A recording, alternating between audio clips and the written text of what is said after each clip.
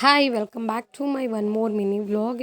ಇನ್ನು ನಾನು ಎದ್ದು ಒಳಗೆ ಬರ್ತಿದ್ದಂಗೆ ಇವೆರಡು ಕೂಡ ನನ್ನ ಹಿಂದಿಂದೆ ಬರ್ತಿರ್ತವೆ. ಅಮ್ಮ ಹಾಲು ಕರೆದಂಗೆ ಇಟ್ಟೋಗಿರ್ತಾರೆ, ಹಾಕಿರಲ್ಲ. ಸೊ ಅದಕ್ಕೋಸ್ಕರ ಇನ್ನು ಅವೆರಡಕ್ಕೂ ಹಾಲು ಬಿಟ್ಟು ಒಂದು ಸೈಡ್ ಅಪ್ಪಂಗೆ ಹಾಲು, ಅಪ್ಪ ಅಮ್ಮಂಗೆ ಕಾಫಿ, ನನಗೆ ಬಿಸಿನೀರು ಎಲ್ಲನೂ ಇಟ್ಕೊಂಡು ಎಲ್ರಿಗೂ ಕೊಟ್ಟು ನಾನೊಂದು ಸ್ವಲ್ಪ ಹೊತ್ತು ಕೂತ್ಕೊಂಡು ಕುಡಿದ್ಬಿಟ್ಟು ಅದಾದಮೇಲೆ ಪಾತ್ರೆ ಎಲ್ಲನೂ ತೊಳ್ಕೊಂಡು ಬಂದಿದ್ದೆ. ಅಷ್ಟರೊಳಗೆ ಪಪ್ಪು ಎದ್ದಿದ್ದ, ಅವನ್ನ ಎತ್ಕೊಂಡು ಎಲ್ಲನೂ ಜೋಡಿಸ್ದೆ.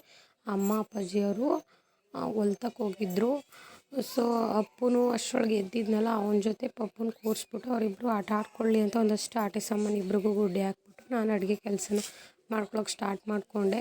ನಾ ಅಪ್ಪಾಜಿ ಅಮ್ಮ ಓದ್ಕೊಂಡು ಹಾಕೋದಿತ್ತು ಅಂತ ಹೇಳಿ ಹೋಗಿದ್ರು. ಸೊ ಇಲ್ಲಿ ನಾನು ಸಂಜೆದೆ ಮೊಟ್ಟೆ ಸಾಂಬಾರು ಇತ್ತು ಅಂಥೇಳಿ ಸಿಂಪಲ್ಲಾಗಿ ಅದಕ್ಕೆ ಒಂದೆರಡು ಆಮ್ಲೆಟ್ ಹಾಕ್ಕೊಂಡು ನಾನು ನನ್ನ ತಂಗಿ ಅಪ್ಪು ಎಲ್ಲರೂ ಕೂಡ ಊಟ ಮಾಡ್ದೋ. ಇನ್ನು ಮಾರ್ಕೆಟ್ಗೆ ಅಂತೇಳಿ ಬೇಲ್ ರೆಡಿ ಮಾಡಿದರು, ಇನ್ನೊಂದು ಪೆಂಡಿಂಗ್ ಇತ್ತು. ಸೊ ನಾನು ಊಟ ಆದಮೇಲೆ ಆ ಸೊಪ್ಪುದು ಬೇಲ್ ರೆಡಿ ಮಾಡೋಕ್ಕೆ ಅಂತ ಹೇಳಿ ಬಂದೆ. ಬಾವ ತುಣಿತಿದ್ರು, ಇನ್ನು ನಾನು ಸೊಪ್ಪು ಕೊಟ್ಟು. ಇವಾಗಂತೂ ರೇಟ್ ಅಂತೂ ಇಲ್ಲ, ಇನ್ನು ಬೆಳೆದಿರೋದು ಇಟ್ಕೊಳ್ಳೋಕ್ಕೂ ಆಗಲ್ಲ. ಸೊ ಅದಕ್ಕೋಸ್ಕರ ಕೊಟ್ಟಷ್ಟು ಕೊಡಲಿ ಅಂತ ಹೇಳಿ ನಮ್ಮ ರೈತರ ಪಾಡೆ ಈಗ ಕಷ್ಟಪಟ್ಟು ಬೆಳಿತೀವಿ, ಅದಕ್ಕೆ ಒಳ್ಳೆ ಬೆಲೆ ಅಂತೂ ಸಿಗಲ್ಲ. ಈ ಸಂಜೆ ಮೇಲಿಂದ ಸ್ವಲ್ಪ ಬಟ್ಟೆಗಳಿತ್ತು, ಅದನ್ನೆಲ್ಲ ತೊಳೆದ್ಬಿಟ್ಟು ನಾನು ಫ್ರೆಶ್ ಅಪ್ ಆದೆ. ಇನ್ನೇನೋ ಮಳೆ ಬಂತು ಅಂತ ಖುಷಿ ಪಡೋ ಅಷ್ಟರೊಳಗೆ ಅದು ಹಂಗೆ ಸಿಬ್ರ್ಕೊಂಡು ಹೋಯಿತು. ಇನ್ನು ಸೌದೆ ಒಡೆ ಹುಡುಗರು ಬಂದಿದ್ದರು, ಅವರು ಕಾಫಿ ಮಾಡಿಕೊಟ್ಬಿಟ್ಟು. ಇನ್ನು ನಾನು ನೆನ್ನೆ ವ್ಲಾಗಲ್ಲಿ ಹೇಳ್ದಂಗೆ ಶೆಕೆಗಿನ ರೆಸಿಪಿನ ಈ ವ್ಲಾಗಲ್ಲಿ ಶೇರ್ ಮಾಡ್ಕೊಳ್ತಿದ್ದೀನಿ. ಮೊದಲಿಗೆ ಇಲ್ಲಿ ಹಾಲನ್ನು ಪಾತ್ರೆಗೆ ಹಾಕ್ಕೋಬೇಕು. ಇದಕ್ಕೆ ನೀರು ಹಾಕ್ಬಾರ್ದು, ನೀರು ಹಾಕಿದಷ್ಟು ಅಷ್ಟು ಚೆನ್ನಾಗಿರಲ್ಲ, ಗಟ್ಟಿಯಾಗಿದ್ದಷ್ಟೇ ಗಿಣ್ಣು ಕೂಡ ಚೆನ್ನಾಗಿ ಬರುತ್ತೆ. ಅದಕ್ಕೆ ಚೆನ್ನಾಗಿ ಜಜ್ಜಿ ಬೆಲ್ಲನ ಹಾಕಿ ಮುಚ್ಚಿಟ್ಟೆ. ಇನ್ನೊಂದು ಸೈಡು ಇಡ್ಲಿ ಪಾತ್ರೆಗೆ ನೀರು ಹಾಕ್ಬಿಟ್ಟು ಕುದಿಯೋಕ್ಕಿಟ್ಟೆ. ಅಷ್ಟರೊಳಗೆ ಏಲಕ್ಕಿ ಪೌಡ್ರ್ ಮಾಡ್ಕೊಳ್ಳೋಣ ಅಂತೇಳಿ ಜಜ್ಜಿಕೊಂಡು ಒಂದೆರಡು ಏಲಕ್ಕಿ, ಒಂದು ಲವಂಗನ ಹಾಕ್ಕೊಂಡೆ. ನೀವು ಬೇಕಿದ್ರೆ ಇಲ್ಲಿ ಕಾಯಿ ತುರಿನೂ ಹಾಕ್ಕೋಬೋದು, ಚೆನ್ನಾಗಿರುತ್ತೆ.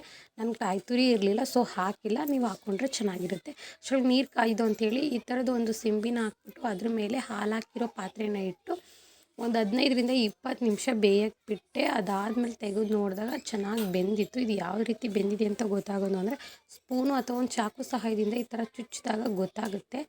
ಬೆಂದಿಲ್ಲ ಅಂದರೆ ಅದು ಹಿಟ್ಟಿಟ್ಟು ಥರ ಅಂಟ್ಕೊಳ್ಳುತ್ತೆ. ಇದು ಬೆಂದಿತ್ತು. ಸೊ ಒಂದು ಸ್ವಲ್ಪ ಹೊತ್ತು ತಣ್ಣಗಾಗಲಿಕ್ಕೆ ಬಿಟ್ಟು ಅದು ಬೆಚ್ಚಗಿದ್ದಾಗ ಚಾಕು ಸಹಾಯದಿಂದ ಸುತ್ತ ಕಟ್ ಮಾಡಿ ಒಂದು ತಟ್ಟೆಗೆ ಹಾಕಿ ಒಂದು 2-3 ಸಲ ಟ್ಯಾಪ್ ಮಾಡಿದಾಗ ಬಂತು ಆರಾಮಾಗೇ. ನೋಡ್ತಿರ್ಬೋದು ಎಷ್ಟು ಚೆನ್ನಾಗಿ ಕಾಣಿಸ್ತಿದೆ ಅಂಥೇಳಿ, ಒಂಥರ ಕೇಕ್ ಥರ ಕಾಣಿಸ್ತಿತ್ತು. ಸೊ ಈ ರೆಸಿಪಿ ಇಷ್ಟ ಆಯಿತು ಅಂದ್ಕೊಂಡಿದ್ದೀನಿ. ಈ ವ್ಲಾಗ್ ಇಷ್ಟ ಆಗಿದ್ರೆ ಒಂದು ಲೈಕ್ ಮಾಡಿ. ಹಾಗೆ ನನ್ನ ಪೇಜ್ನ ಯಾರಾದರೂ ಹೊಸದಾಗಿ ನೋಡ್ತಿದ್ರೆ ಪ್ಲೀಸ್ ಫಾಲೋ ಮಾಡ್ಕೊಳ್ಳಿ. ಇದೇ ಥರ ಹೆಚ್ಚು ವೀಡಿಯೋಗಾಗಿ ನನ್ನ ಪೇಜ್ ಫಾಲೋ ಮಾಡ್ತೀರಿ. Thank you.